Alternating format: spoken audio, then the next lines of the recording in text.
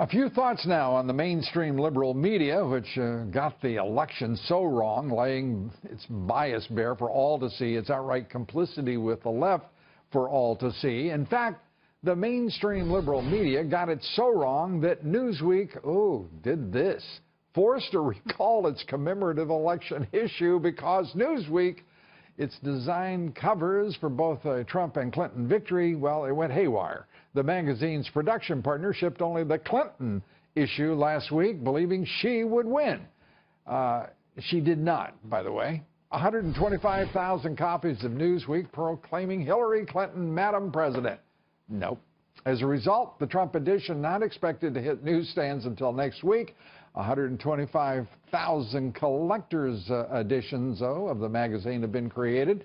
The mainstream media is still failing to come to grips with President-elect Trump and the fact they got it all wrong.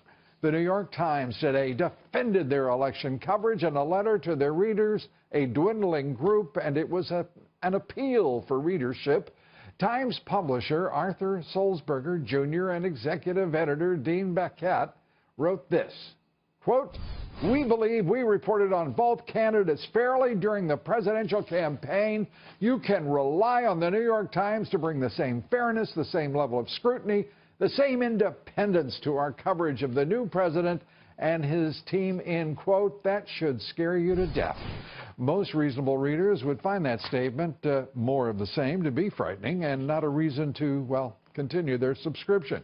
Frankly, I can't tell whether Sulzberger and Baquet are sending subtle assurances to their most ideologically committed left-wing readers, whether their words are some sort of dog whistle or left-wing media code promising Times readers they will continue their campaign of torture and gutting of the truth.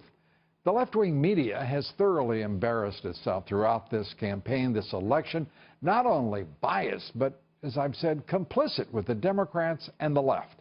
And while they may recover someday from their embarrassment, I doubt soon they'll recover their credibility with many readers.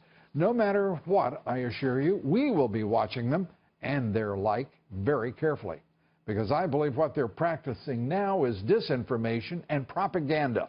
And we'll report as well, of course, when they occasionally commit journalism, because then that will truly be news.